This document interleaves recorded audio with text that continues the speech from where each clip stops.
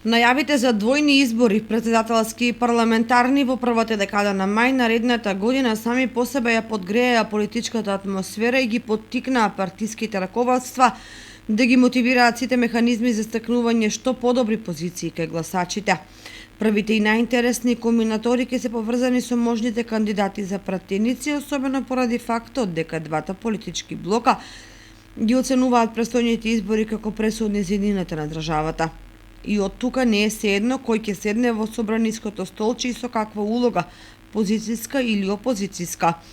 Таквиот момент неизбежно во прва фаза ќе создада фракции во политичките субјекти во борбата да се избие во прв план, иако подоцна се ќе се подреди на партиските определби интереси.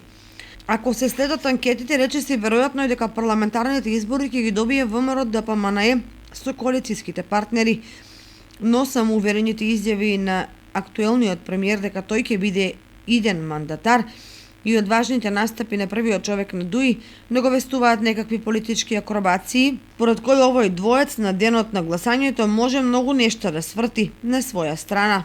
А дали и колку тоа ќе биде осуетено од политичката опозиција, тешко е да се каже.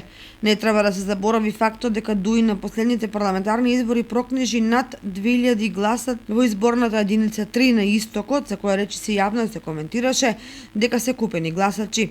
Ако во првиот обид тоа поминало со оваа бројка, тогаш во вториот може да биде удвоена или повеќе од тоа. А што може да направат малите партии?